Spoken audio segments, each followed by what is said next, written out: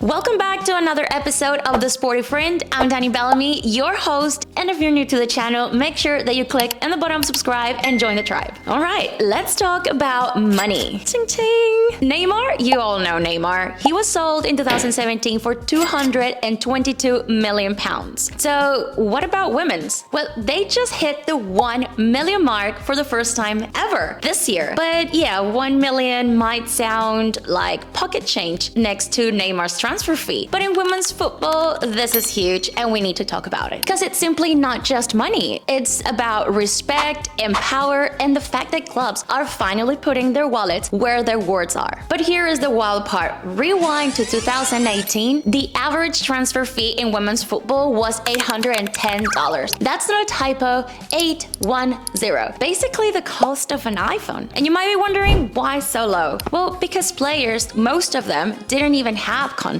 No contracts, no transfer fee. This is how it works. And this is the part that blows people's minds. Women have been playing football since the late 70s, but the sport only turned fully professional in, wait for it, 2017-2018-ish? That's crazy, right? Considering all the movement around women equality. But the 2019 Women's World Cup in France happened and then boom, everything changed. The people's mentality also changed, and that's when we start seeing that. So when did things actually turn professional? England's Women's Super League went fully professional in 2018. That was a turning point for the league and the country. Spain followed with La Liga F in 2022. Italy made Serie A professional in the same year. Then the US had leagues starting and collapsing since 2001, but the National Women's Soccer League stabilized things finally in 2013. France, well, that took until last year to be fully professionalized. And we've got other leagues like Brazil, Mexico, Japan, and Australia all joining in just in the past 5 to 7 years. That's how new it is. So transfers back then basically didn't exist. Let's take Alex Morgan, for example, two-time World Cup winner, Olympic medalist, one of the most famous female football players ever, and my personal favorite. In 2017, she signed a 6-month deal with Lyon in France, one of the most dominant women's football teams in the world, and the salary, well, it was about $33,000 a month, but the transfer fee was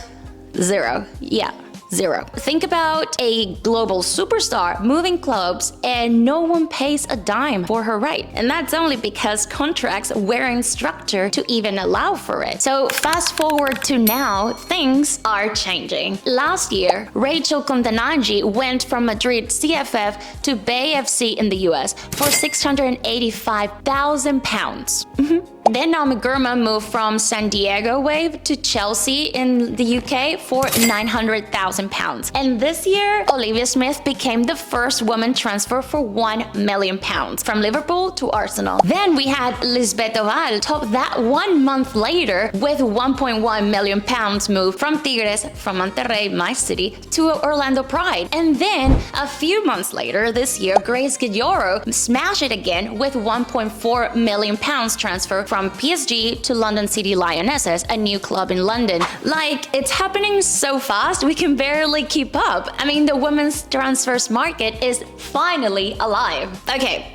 Let's pause because you're probably a little bit confused. Let's break down what a transfer actually is because it's different from salaries. So if you were wondering if this is a step closer to equality, let's break it down so that you can understand the structure of how the business side works. A transfer fee is the money that one club pays another club to sign a player who's under a contract. Like we said, no contract, no transfer fee. It's basically the price tag of the player. The money goes club to club. So if you want to have Alex Morgan, you gotta pay me some money because she's got a contract with me. She can't just leave whenever she wants. That's what the transfer fee means. And a salary is what the player actually earns. Usually paid weekly or monthly, depends on the contract, but that's their paycheck. So when we say, I don't know, Olivia Smith got transferred for £1 million, that doesn't mean she pockets that cash. It means that Arsenal paid Liverpool for the right to sign her. Then separately, she negotiated her salary with Arsenal, the new club. Think of it like transfer is what clubs pay each other and salary is what goes in the player's bank account from the club that they're playing at. If the player doesn't even get the transfer fee, why are we celebrating this moment? Well, great question. First of all, respect and valuation. It shows clubs finally sees female players as valuable assets and not just free extras like Alex Morgan that she just went, whoa, I just have the best player in the world. You gotta pay for it. Professionalization.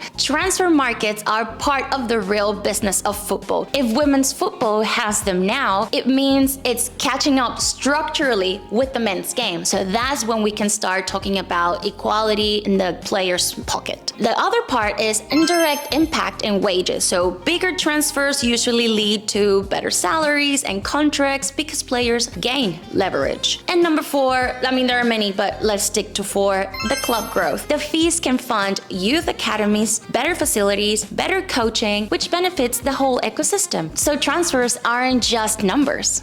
Every time my friends ask me or they want to debate that women should get paid the same as men and fighting for equality, my first answer is there are many other elements in the sport that needs to be reviewed and analyzed and fixed probably or created for the players to eventually get paid equally or what they deserve or whatever the outcome is. But we can't just say they need to get paid equal when the core of the business structure is not even there. So transfer fees shift the environment. They put women's football into the global sports economy in a whole new way. So this is a thing to celebrate. This is why I'm calling the year of the 1 million transfers, because it's not just about money. It's about finally valuing women's football the way it deserves. Think about that it's from here up. We can go backwards. That's the story. And also to comprehend other parts of the sport.